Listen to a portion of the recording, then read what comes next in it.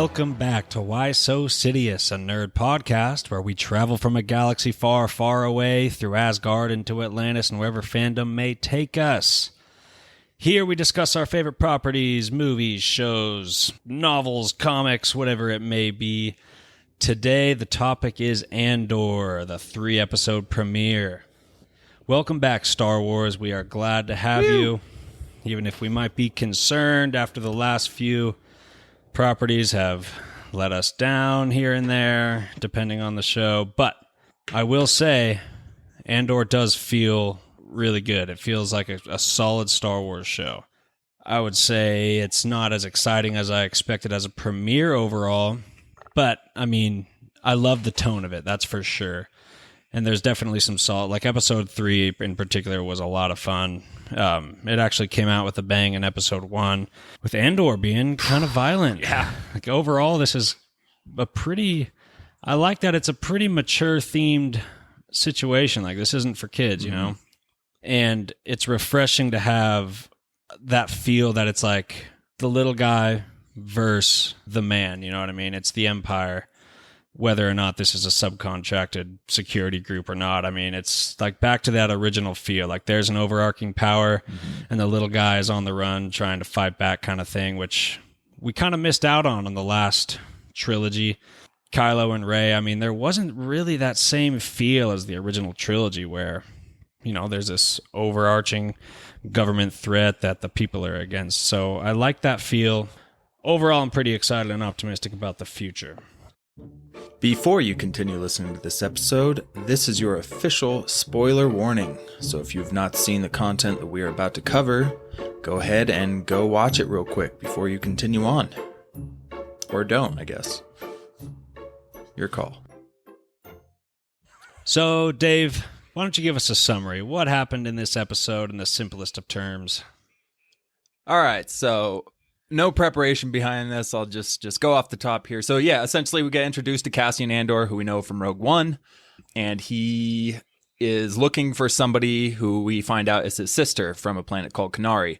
So throughout this whole time where he's looking for his sister, we get flashbacks to an event that happened when Cassian was a kid on the planet Kenari, and this flashback is kind of tied in throughout the 3 episodes here, going back and forth between that flashback and between Cassian and his quest to find his sister and eventually to get off the planet Ferrix. He has a run-in with some security guards. He ends up killing them, and his name goes on a most wanted list. So he's going through this planet called Ferrix, who seems to be kind of like a junkyard, kind of industrial planet. It looks like they're actually working on Venator-class cruisers, possibly refurbishing them for Imperial ships, you know, from the Republic itself. But anyway, we meet a group of characters that he isn't really friends with, but is acquaintance with. Doesn't really seem like Cassian has a lot of friends. And we get this group called the Pre-Mor.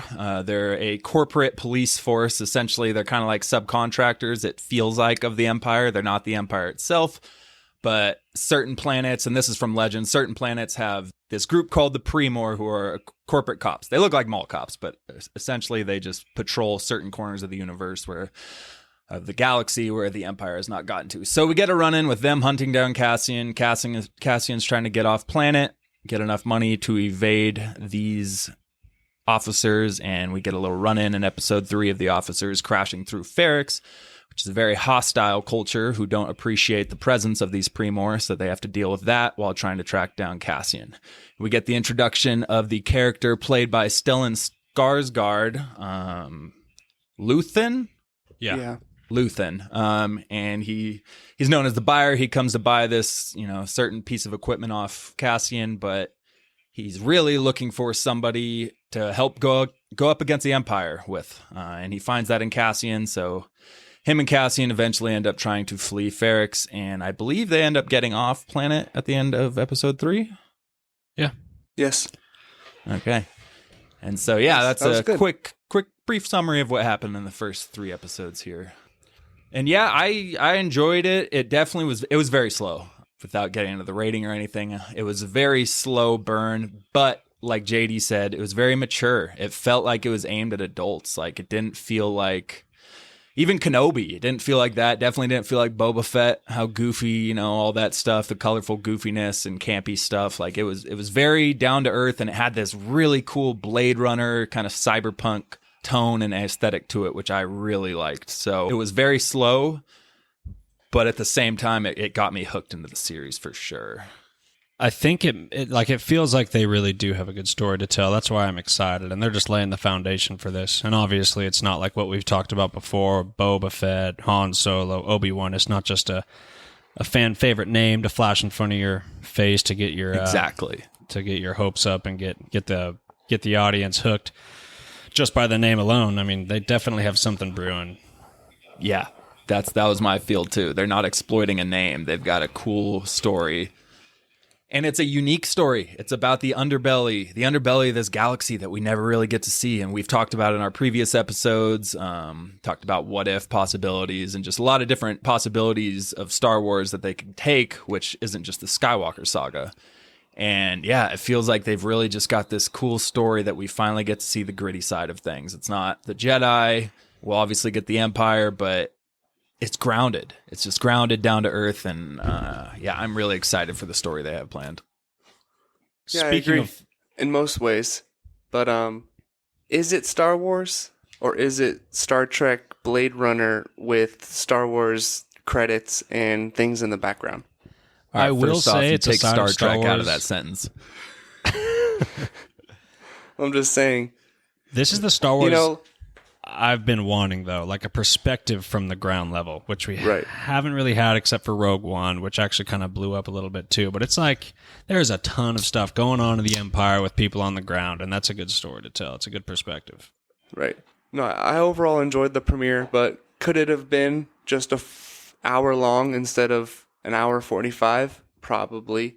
But I was happy that he got off that planet at the end of episode 3, because if he wasn't off that planet after the premiere, I would have been not as excited for the next episode.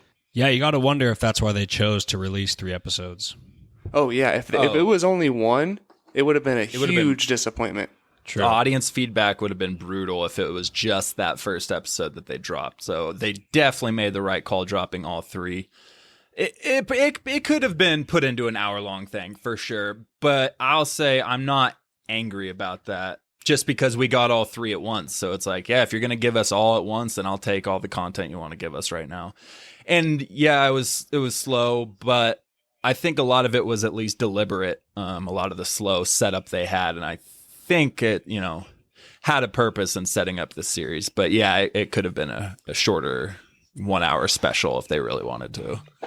Yeah. Right. So I think with the flashbacks that padded the time a bit, and there was a little bit of slow stuff with the present day. But they just, they're trying to introduce the world and Cassian and the people he's dealing with, Bix and his mother figure, and kind of what's going on with the, I'm just going to call them the Empire, just for now. I know it's a subcontracted group, but just laying the foundation. I think they did a pretty good job. I do agree that it could have been 2 episodes. They could have fit all that into 2 episodes. But I think the flashbacks are done. Yeah, for them, probably. I'd imagine it just kind of showed where he came from, kind of where his perspective started, and how he got introduced to his mother figure, who I loved that scene when she came in and her partner was like, no, why would you take this kid? And she's like, no, these people, all these troops of ours just died, and they're going to come in and wipe everybody out. If they see this kid, he's dead, so we're taking him. I kind of thought she kidnapped him from his family. Honestly, that's what I'm assuming. He did have a little sister. Yeah, but I did like the perspective of where you think when the young Cassian is walking over and he sees this huge mine that's been dug out of the planet. Mm-hmm. You're like, oh, it's the Empire working here. And then later when his mom and future dad or whatever walk in, she says, the Republic will see that one of their soldiers died and they'll kill their family for it. So like, oh crap, this is the Republic. Because first I was thinking, of course, this is the Empire on some random planet just mining them for their resources. But it really is the Republic doing the same thing. But the Republic is the Empire now. Yeah, they turn into it. But they didn't refer... I don't know. So There this was is a transition stage. This is like Clone Wars era at the very end of it. Oh, okay. That was pre Revenge of the Sith. right. Yeah, Right. but so that didn't make sense to me. There's a lot of confusing things in that flashback. So the ship crash landed, and I really enjoyed this aspect of it. Cassian walks into kind of the main navigational area, and we see these glossy black and white panels that are just full on Empire aesthetics that we know and love from the original trilogy, except we're seeing it, in high def and actual really good VFX. But it's 100% the style of everything on the Death Star when Luke and, they all infiltrate the Death Star and they're doing all the door handles, the door controls and all the comms and everything. It's the exact same aesthetic. So I freaking loved that. But I'm confused because those people on their uniforms had a Separatist logo on their shoulders. And I even double checked and looked into it more, and other people were talking about it too. Yeah, so they have a Separatist logo on their uniform. This time should be at the very end of the Clone Wars, but they're referred to as the Republic. Like Marva says, killed a Republic soldier, yada yada. But they're wearing Separatist things, and they have the Empire aesthetic already. So at first I was like, oh, that's cool. Like the Empire just kind of took this, Separatist aesthetic, kind of like they do with everything. Their Imperial Star Destroyers or Republic Venator class cruisers that they change into it. A lot of the Empire's looks are just stolen from other cultures, essentially. But yeah, so I'm thinking, oh, it's a Separatist. But then I realized on a second watch, yeah, they're calling them the Republic. So I have no idea who the hell those people are. It had me at a loss. It is kind of confusing. Like I said, I thought that that one security group is the Empire, and even in the flashback there's confusion, so hopefully they dial the ideas down with that and let us figure it out as an audience. I will say one thing from that whole thing too. So they mention, when his wanted poster goes out, and they're reading the whole thing, the description of trying to find this guy, this dark, haired yada yada from Kenari. Somebody goes, Kenari, I've never even heard of it. And they goes, yeah, it says here it was abandoned after an Imperial mining disaster. So they call it Imperial. So that means this happened after those flashbacks. But what it reminded me of, I don't know if you guys recall, from Rogue One, Krennic tests out the Death Star on Jeddah. They wipe out the city, the holy city and everything. And Krennic wants this to be told, I want my weapon of mass destruction to be brought to news to go around of how successful it is, And Grand Moff Tarkin says the official reports are going to be that it was a mining accident. And so that's what they say happened on Jeddah. They hit it with a test thing of the Death Star, but they tell everybody it was a mining accident. So in this thing, they're saying Kafari was abandoned after an Imperial mining accident. So I'm wondering, was it hit? Obviously not the Death Star. The Death Star's not made yet, but maybe a high-powered weapon of mass destruction that maybe was the starting point of, okay, let's build something even more powerful that can wipe out a planet. But my head just went to that when they said that. I was like, that's exactly what Tarkin said happened to Jeddah, was a mining accident. And we know it wasn't. Weird. They must be testing the mysterious ships that are being built on Exegol for centuries that we never knew about until Rise of Skywalker. It was always there. Well, let's rewind. I really liked how they set the tone in episode 1 with Cassian at the bar, and of course there's a conflict at a bar, whether it's a cantina or bar. It's a Star Wars show, so of course there's conflict at a place like that. After he's looking for his sister, and those people are bugging him about whatever, and they follow him outside, start harassing him, about to rob his ass, and then he accidentally kills somebody, and that was already oh, damn. They're going pretty real with this show. And then the other guy's like, bro, you killed him. It's okay. Don't kill me. We'll make it look like an accident or something like that. And then he just blasts the dude. And I'm like, oh, right in the okay. Face shot, point blank. That was savage. Yeah.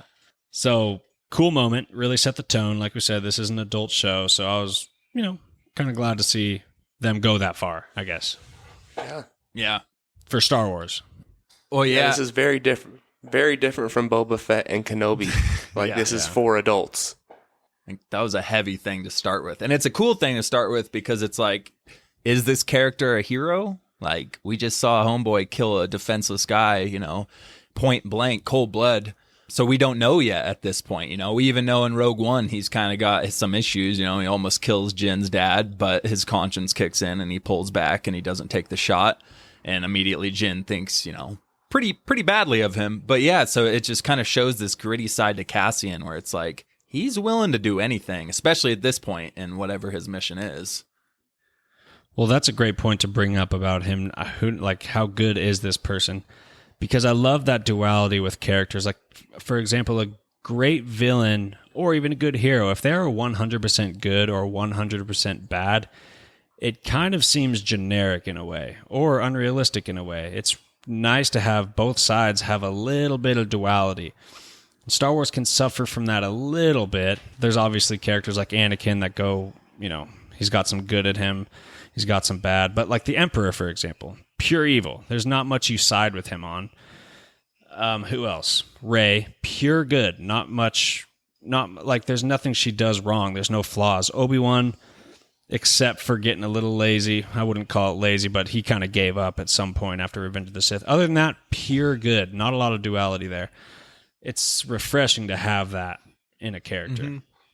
Yeah, and with Cassian, every person he runs into, he owes them money. Or, and the first time he meets Bix, she's like, oh, God, like, you're back again. She's so annoyed to see him. Mm-hmm. So, he's obviously not the best guy right now. He lives in a tiny little shack, owes everyone he knows money. The guy he works with doesn't even want him there. Like, things aren't going well. He needs a fresh start. Yeah, for sure. The darker Han Solo. Yes. Mm-hmm. I did like Bix. Bix seemed like a really cool character. She was kind of running this business, but also kind of doing some stuff behind her husband's back. Also kind of baby. I was going to say. I wanted to reference your line there and say that exact thing eventually. Sorry. Because yes, I agree. But in one comment I had, when her and her boyfriend are kind of kissing, George Lucas once said, "There's no bras in Star Wars. Free the nip."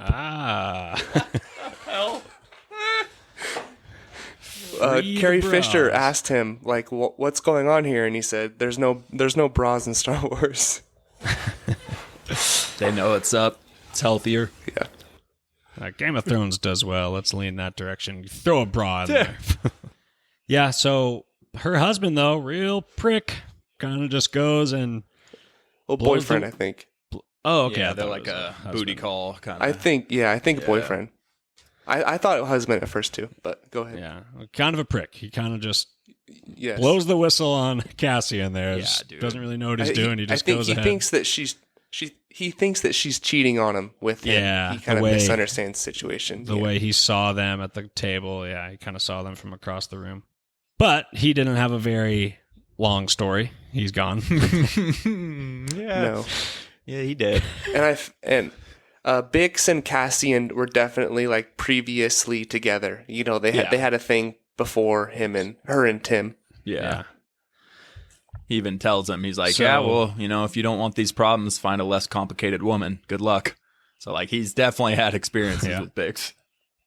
So he steals the part. Did you guys know what part that was, or did they just kind of like? Because I know he was explaining to her he wants to sell this part. He wants some help with a client. But do you guys know? Is there any significance to that thing he stole?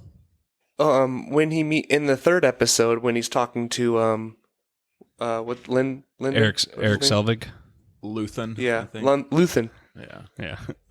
He says it's like it can track any Imperial ship within 9 parsecs. So like That's it basically is like this, it has like this whole radar system around that can track any Empire ship that's around you. Yeah. Yeah. Just a super expensive, valuable part. Right. And that scene is where this show really hooked me. That was a pretty cool scene. And again, we heard him in the trailer talk about how these guys are fat and satisfied. They would never expect someone like me to enter their house. And that whole conversation when it was expanded, I loved it. He's like, how did you get this thing? Yeah. I'll give you 1,000 more credits to tell me, yeah. Yeah. He's like, I just walked in and I acted like I belonged there. They're so content with their situation. They wouldn't expect someone to do that. That was so cool. Yeah. And then they get away with that really badass escape with a fake car. I don't know. I'm trying to think of the word. with when they just have that car. The decoy vehicle. It's freaking escaping. It has some bombs in it. And then, what's that officer's name? the main officer. Cyril. Yeah, he I had to gives. look it up. Cyril Karn. Yep, he gives his dude a look on the roof, and they look very happy and content. They're like, "Yep, we got him." And then, of course, it blows up, and they escape. That was a really cool scene. That shot of them escaping on the speeder bike after they've made it out of the town, and we get an overhead shot of them kind of flying over what looks to be almost like some kind of alien rice fields kind of thing. It's like water and agriculture and stuff. But dude, the shot of that was beautiful. Like this show already has some really, really cinematic shots, and obviously they're filming on scene. You know, they're on location. They're not doing No volume, no green screen magic. They are on location. But man, that overhead shot of them on the speeder stuck out to me a lot in the third episode. It was just a gorgeous shot. Yes. So Serial. Yeah, I was gonna say. Serial reminds me if Dwight Schrute was not funny, there's Serial. Right. Like just a prick and wants to do all these things by the book, but he's just a prick to all his coworkers. Didn't like that guy. And he's a practice hero. Like he seemed like he had everything together. He's like this smart guy. He got his suit tailored. No one else does that. But then once it comes to like actually on the battlefield, he's scared as shit, has no idea what to do. The Irish guy is like has the pregame speech that gets everybody, riled up, and then he goes after him and he just has like absolutely no idea what to say. Jameis Winston pregame speech. Everybody's just like, the hell is this guy even eating saying? dubs. Hey, eat some dubs. That's funny that you called him Dwight Schrute, because I literally wrote in my notes for the other guy, for the Irish one, I said, I really like the character of this Dwight Schrute mall cop who takes his job incredibly serious. So I was calling the chunkier guy Dwight Schrute, so it's funny we got those vibes. So Cyril's Michael Scott then, obviously. Yeah. Bro, yeah, Cyril annoyed the shit out of me, but I really liked the Irish guy, the other guy, who came in, and he shows up in the middle of the night, and he's more than happy to be there, even though, Cyril's like, sorry to wake you, and he's like, oh no, don't apologize, like, I'm ready to kick some ass. But yeah, I like him because he's kind of like the commanding officer, Cyril, but he's not, an emotional little bitch. He actually knows what he's doing, and he's obviously been on the front lines before. And even Cyril was like, should I suit up? It's like, yeah, of course, nothing raises morale like seeing an officer in the field. So Cyril just was biting off way more than he could chew. Like that dude just did not know what he was getting into. But I really liked, so that I don't know what his name was. I guess we'll just keep referring to him as the Irish cop. But I loved every scene he's in, mainly because of the actor. Like he's not a good character that you like, but every dialogue and everything, like I thought it was really good. Oh yeah. And he's one of the many casts taken from the HBO show Chernobyl. I don't know if you guys have seen Chernobyl before. It's a really good show though. But Stellan Skarsgård's in it. And this guy was one of the coal miners from the show. And I loved him in that show too. He had a very small part, but he's the leader of the coal miners who has all their guys get naked so they can work quicker in the radiated area. And he's also Commissioner Savage from the Batman movie that just came out. Yeah. So I really like the actor himself. He always, he didn't have a big role in the Batman, but I just find myself always loving the scenes this actor is in. He did have a really good line too, talking about how the start of the rebellion. Yes, the fomenting. He's talking to the guy. Yeah, he's like, he's talking about the Empire needs more hands on deck, but there's something out there fermenting. Mm-hmm. There's these little pockets of people that are rebelling against the new Empire. Yeah, and he's like, which is like obviously this hint, but for something bigger coming. It's cool funny that they say that because, of course, A New Hope. The rebellion's already a thing, and then you see this show Rebels where it's like, oh, this is the beginning of the rebellion, and then you see Rogue One and you're like, oh, this is the beginning of the rebellion. and now you see this show. This is it. This is the beginning. Yeah. Well, that's the thing though. It's all these individuals who are not fighting as one at first, who are coming together, who don't like the new Empire, monarchy ruling Right. the whole galaxy. Right. For There sure, wasn't for like sure. a set beginning. It was just a thing that progressively, grew to what it was. But like JD said, we're always looking for, okay, where was the beginning of the rebellion? And really there isn't one Yeah. marked, apparently. It feels it's just, which is good writing. It's not like they had a council meeting of a bunch of people and they're like, all right, let's start a group. What should we call it? The Rebellion. Damn, oh, we found out how it was named. All that stupid crap we get in these spin-offs. So it's cool. Yeah, I like that. I like that writing. Yeah, and they're not breaking canon at all. It is just like No. Yeah. really showing the beginning this time. Yeah, and what's also cool about it is it shows us how hard it is, especially at the beginning, but how really complex and hard it would be to be a galactic empire. Like the entire galaxy. You're policing the entire galaxy, and there are so many planets. There are planets of just full-on like indigenous people who don't speak, basic or anything like that. They don't read Arabic. They don't read any of the main stuff. Or there's a lot of planets who their cultures are just very differently. Like you don't know unless you have somebody like Thrawn how each culture is and how to handle each individual planet in order to police them. So it was kind of a cool little thing where they were like, I think it was one of the female officers. She goes, "Be careful pressing Ferrix too hard, There are people do things differently down there." And it's like, yeah, you just don't know how to handle each planet. And especially as you're starting out as an empire, like, can't imagine how difficult that would be to try to be a galactic empire, which leads them to being incredibly corrupt and having to do it in savage ways instead of in an actual government, style. For sure. And only lasting 20 years. That's true. That's a huge thing. And it only lasted 20 years. The empire was that. Yeah. But we think of it as this giant organization that looms over the entire lore of Star Wars, but it really only was a thing for like 2 decades.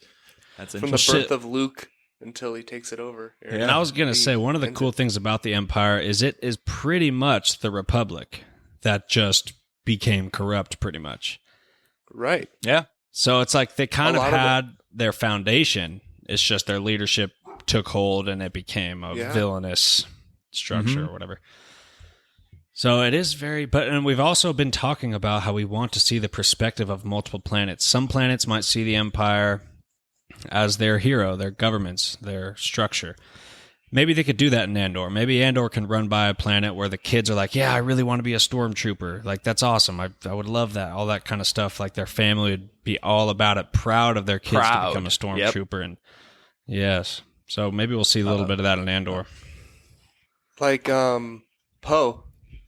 Poe obviously started off in the Empire. We just got a character from Kenobi show who was started off in the Empire who thought she was joining it because of all the good things they did, and then Tala, right? Tala? Yeah. Wait, Poe was she in the undercover Empire? the whole time?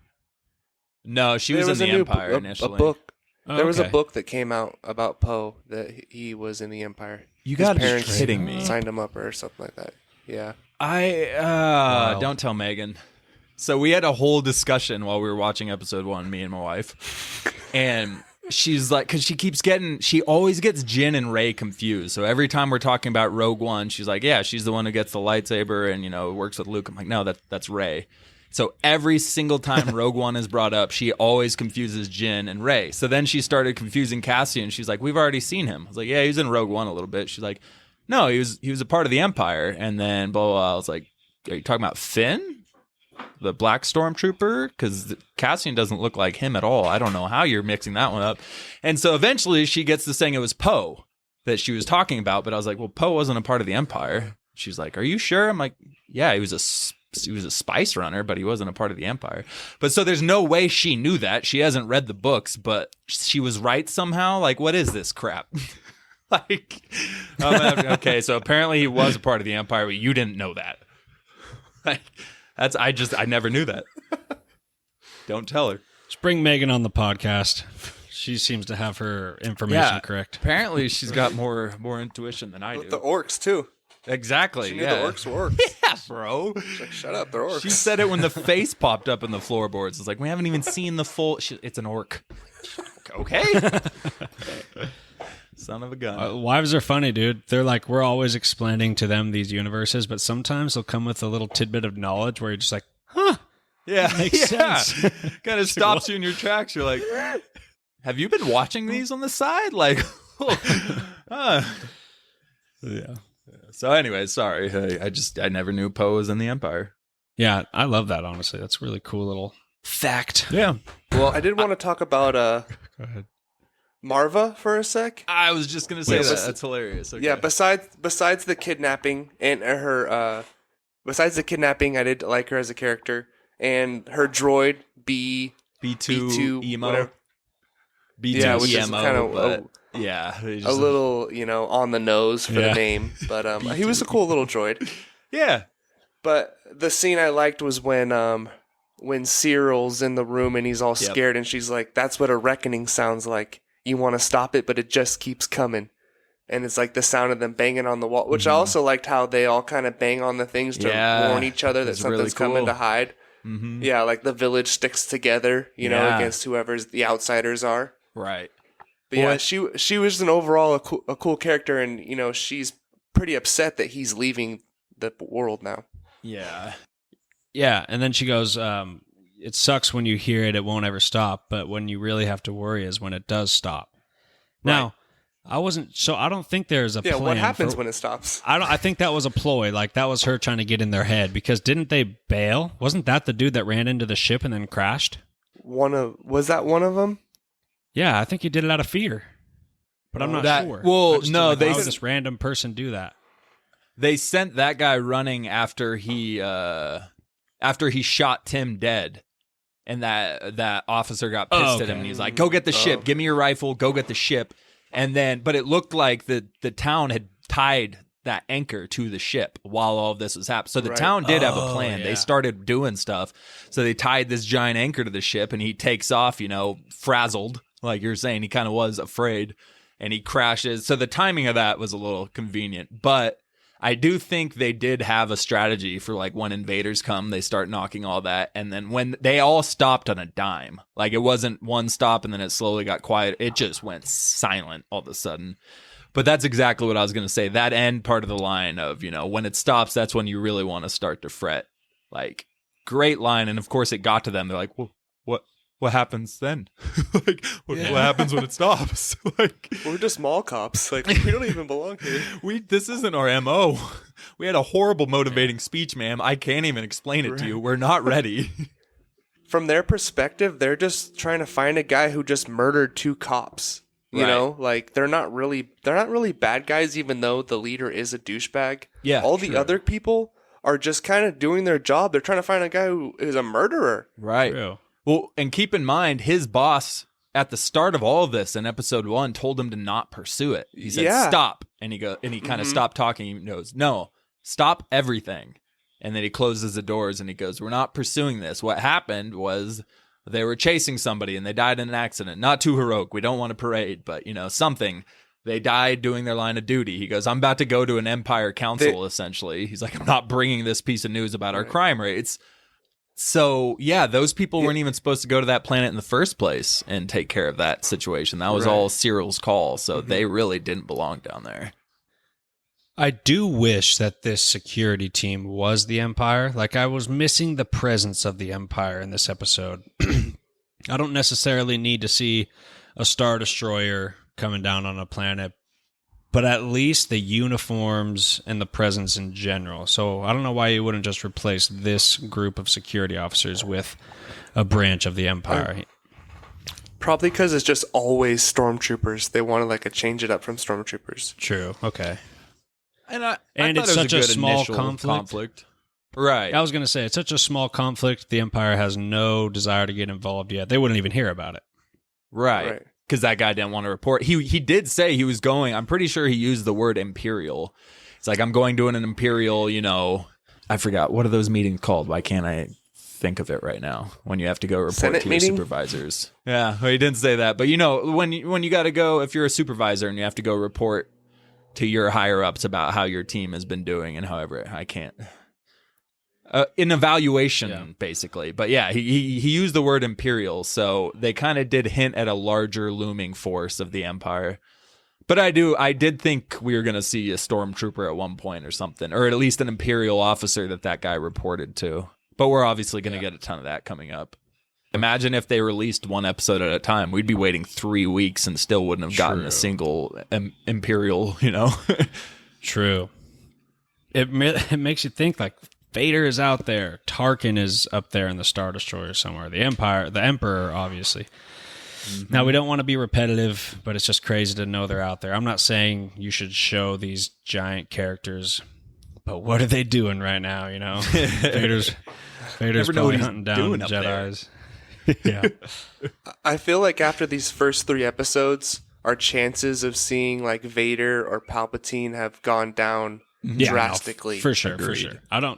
Vader and Palpatine will absolutely not be shown in this show. I'm pretty confident. Tarkin, however, I think there's a good chance eventually. Yeah, or a mention or something. Yeah. But it's funny. It's funny you say that because, and it's not like I'm saying this is you. This is all of us. This is me too. We're sitting, we talk about how we want something to not rely on the Skywalker saga and to write its own story. But then we get to these points and we all feel like, okay, it would have been cool to have a mention of Vader or something like we finally got what we wanted, and now Star Wars fans is like, all right, but like you could have mentioned it, But I found myself doing that too throughout the whole thing. I'm looking for all these cameos and Easter eggs, but it's refreshing when you stop and think. It's like, okay, so they really are relying on their story. They're not leaning on any fan service. There were very few Easter eggs, and they weren't very notable. There was some like cool, again, like the Separatist logo, small things like that, but there wasn't anything huge. But I love that. Like, I love that. I'm so conflicted because I want to nod to the Emperor. I want to nod to something we know that happened. They could have said the Empire. Skywalker once. No, they can leave the name out of there. They can leave the Skywalker name out of there. They can, but yeah, it's funny how it works that way. But it is really cool and refreshing how they're doing this. They have their own thing they're doing. Yeah, that's the thing with some fans right now, because I'm seeing there's kind of like turmoil on the internet. Like, what is if you're taking the IP of Star Wars to do whatever you want with it, is it really still Star Wars? Like, there's not going to be any, like, the Force or things like, I know it doesn't have to be Skywalker, but is it still Star Wars if it's just, like, these, I understand it's just the first 3 episodes and we're going to get, like, Star Destroyers and, TIE Fighters. And, TIE Fighters, and what's the lady's name? The leader of the rebellion. Mothma. Oh, Ahsoka. Mothma. Yeah, no, Ahsoka's not going to be Ahsoka. No, Mon Mothma. Mothma. Noel. Yes, Noel will be appearing. Yeah. Yes. But, there's some people who are saying, they're just kind of like the Star Trek Blade Runner with just kind of Star Wars things in the background. I don't agree with that.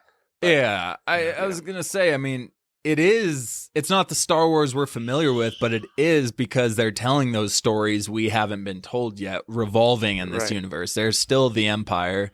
I hope they don't bring up the Force, honestly, just because the Force died with the Jedi Order, to everybody else's knowledge. It's been what? Yeah. This is 5 BBY, which, by the way, that's the first time any show or movie of Star Wars has ever acknowledged the time counting of BBY. It's the very first time, so that was cool to see on screen. So yeah, this is. I noticed that too. For the time jumps, probably. Oh yeah, keep us going along. Hopefully they keep doing it so we understand what's going on. Yeah, House of Dragon. Yeah, but yeah, this is 10, 15 years after that order fell. So. I kind of hope they leave the Force out of it. So I kind of get that, but I disagree. I think this is a cool fleshing out of the universe we know and love. Yeah, we don't want it to become like a purge thing where a Sith is looking for Jedi that are remaining. It's just different, and it's refreshing. I will say that I was going to look up exactly how many BBY this took place, and the first shot of the episode said 5 BBY, and I was like, cool. Nice. Saves me a Google search. I like it when they do that. Yeah. Appreciate that. One thing I forgot to mention is the logo, the title card. I loved that. I thought it was I thought we were seeing a planet in episode 1, and then I thought we were seeing ships converging on it until I realized it was the Andor letters. So that was pretty cool. But I love the logo. So at first, my first thought actually wasn't the main consensus, which is it looks like the beginnings of the Rebel Alliance logo. My first thought was it kind of looks like the Jedi Order logo, but just like a rough, shoddy kind of version of it. But it's got, I don't know, it's not a full circle, the partial circle with the, the line going up the middle of it. And it reminded me of the Jedi Order logo, but it was a cool title card. I like it. Love it. Fuck with it. And how the score hits as the Andor comes up. Yeah. Great. I watch it every time now. Yeah, it's cool, simple, not too long. Mm-hmm. Yeah, and just boom. Another thing is I wonder if, as this small group of rebels, if they find out that the Death Star is being built, and we might see a shot of the Death Star, maybe even Galen Erso or something like that. Again, that's a reach, because I think that's bigger than what this episode is going for as far as scope. But again, just another character that's out there. I could see him using a Rogue One character, like a character he created for Rogue One, using it again in his show. Saw Gerrera eventually is coming. Yeah, we're getting Saw Gerrera. Yeah. That's true. We're not going to get him, and I know I'm kind of going back on what I just said about the Force, but I would love to see. I always forget his name. The blind guy who basically was a Jedi without the Force. Really. Oh, you're right. I think his friend's name was Chitsu or something. But I know that's kind of contradictory. I am one with the Force. Yeah, I just love that freaking character, and he died in Rogue One, so it's like, I wouldn't be mad if we saw a glimpse of him, but it probably wouldn't make sense, and it would be forced. So, the Daredevil of Star Wars.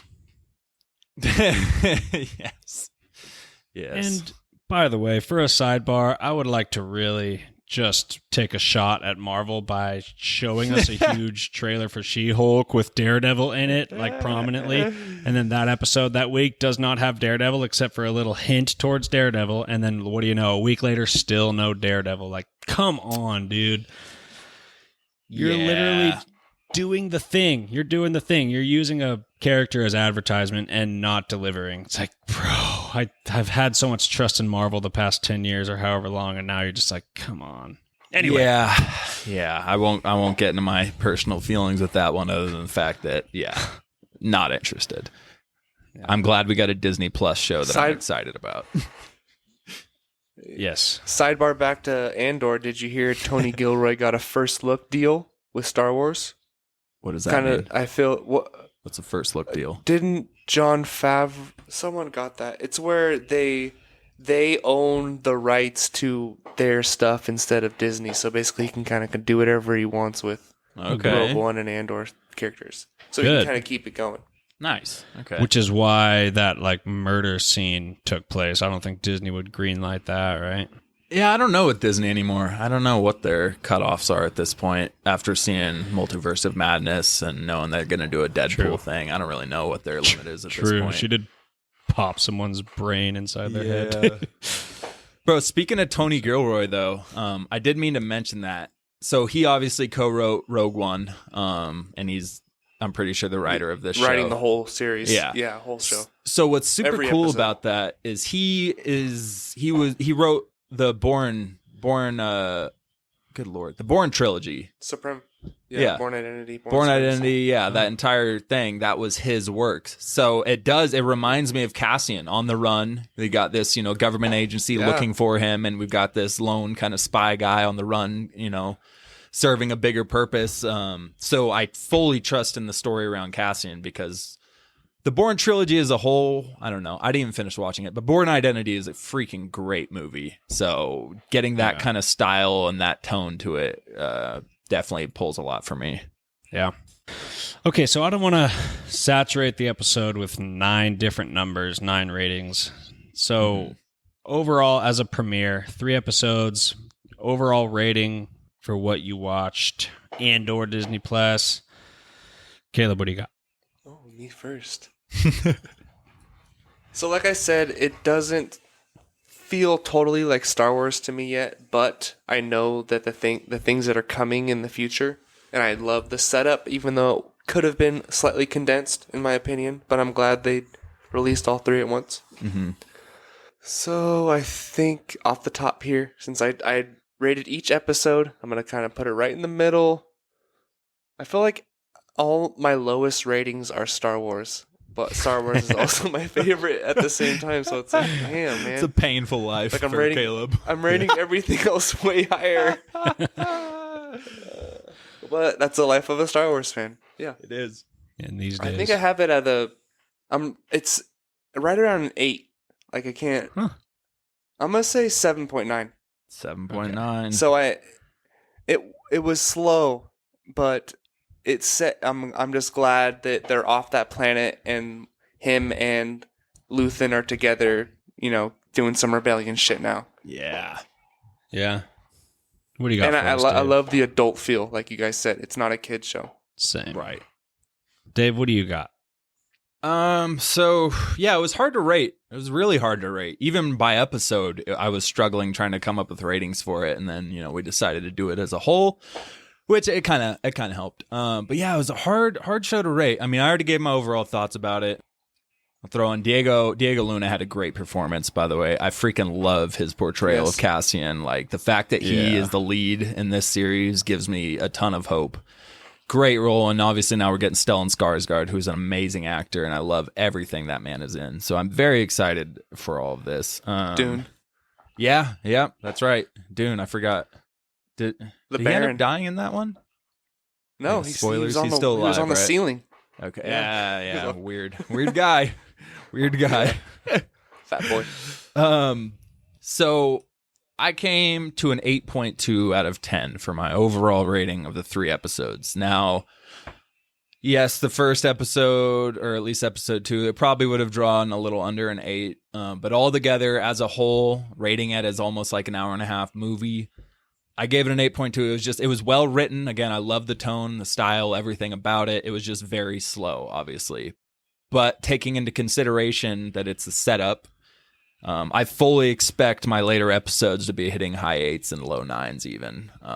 But for now, for what it was, I think it was a great start, but 8.2 overall.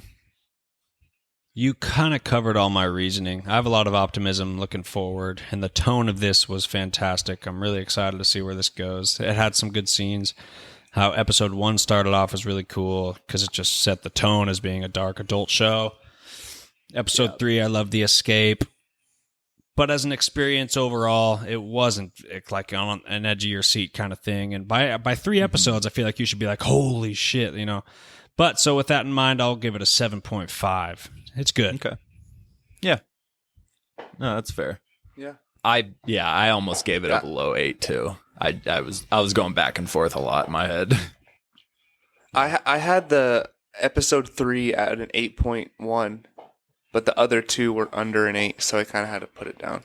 Yeah. Yeah. Honestly, 8.3 Every might episode- be a little high. 8.1. I mean, the first episode was the my least favorite, and then it got better each episode. I think 2 was my least favorite. Yeah.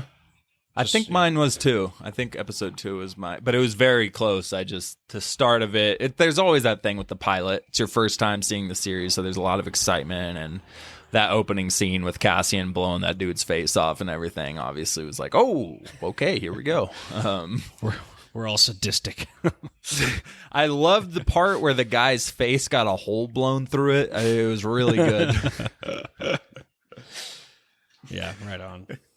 On the flashback, when Cassian was walking and seeing all the dead bodies lying around, was that C-3PO with a total freak out or what? Wait. They were all gold. Oh. They all had gold. They had that yellow C-3PO fucked skin. him up or something. Red-eyed C-3PO. He's Sorry, back. bad joke. It's okay. We all have bad My jokes, wife was so. like, why are they all so yellow? I'll walk to the ocean. I didn't know. Dead. She's like, Well, apparently the yellow is from the toxins on the planet or something, which they kind of make mention. Straight up. Marva's like, whatever it is, it burnt away. Take your mask off. It's Oh, interesting. okay. Oh, and one last thing. When they first showed Marva, I didn't realize that was the flashback at first. I thought that was current It was time. confusing. yeah. And then when young Cassian showed up, I was like, oh, this is a flashback. That was kind of cool how they did that. Yeah, I was like, the Yeah. droid got a bath because the droid is super clean now, like got a new paint job Yeah. or something. But yeah, I realized, oh, this is a flashback. That was cool how they did Yeah, it was seamless. Yeah, there was times when I was wondering myself. Yeah, definitely had to stop and think. Before we head out of here, I just want to point out how absolutely insane of a time we are in right now. We have I never thought I would be in this position when it comes to entertainment and nerd fandom. Like, dude, we have a Game of Thrones universe series out right now, which is great. We have a Lord of the Rings universe series, which is great. And now we have a Star Wars universe series, which looks to be very promising. All happening at the same time. Wednesday, Friday, Sunday of these amazing series of our favorite fandom properties. And not to mention, the NFL season just kicked off. Like, we are, and we have a podcast where we get to vent about all this stuff. Like, this is an insane time we're in. And on top of that, there's all these other Game of Thrones series in the works. And the company just bought the Lord of the Rings rights, and they're going to make all these prequel movies and games and shows. And we have Mando Season 3 and Ahsoka, Black Panther, Ant-Man. Black Adam. It's an overload. Yeah, Yes, even there's a DC's lot. We weren't even talking got about exciting Marvel stuff. Yeah. Yes. Marvel. Yeah, none of those shows. Yeah, it was even a Marvel thing. She-Hulk's out, but we're not going to talk about that her because we're talking about good times. We're talking about good times. I'm sorry if any of our fans out there were really excited after our first 2 episode coverage. But, we might be back for the finale. Maybe. We may be. I won't be there. We're just very busy, and it really doesn't take priority at this point. There's a lot of stuff to cover, so bad timing for She-Hulk, and you guys tricked us with the Daredevil promos. So shame on you. Yeah. Maybe we'll see you at the end of the season. I wonder what the viewership is. Yeah, right. Hopefully not it's low. under 1 million now. I want them to learn their damn lesson. Like, don't give us this shit. Yeah, I get annoyed every time I see Marvel make a post about She-Hulk because I read the comments for some reason and see, this is amazing. It's like, oh my gosh, okay. It's okay. And there, I'll say there are people out there who wanted that kind of show, and they're probably genuinely enjoying it. So for those of you out there who are genuinely enjoying it and are down for this style of show, it's nothing against you. It really isn't. I just have no interest in it, and it felt like they exploited the hell out of Daredevil's name. But if you enjoy it, that is great. No judgment against you. It's just not my cup of tea. And Hulk and all the other cameos they teased, I will hold it against you. Shut up. It's terrible. Just stop. If you got something to say about it, then go ahead and follow us on social media and leave it in the comments. Yeah. Make sure you follow and like and subscribe. Yeah, drop a review. Maybe some downloads. 5 stars only. That was awesome. Okay. All right, let's wrap it up here today at Why So Sidious Podcast.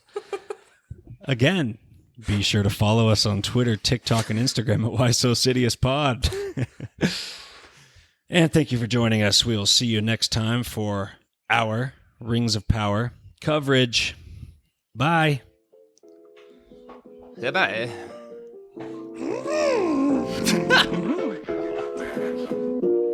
Terrible She-Hulk is.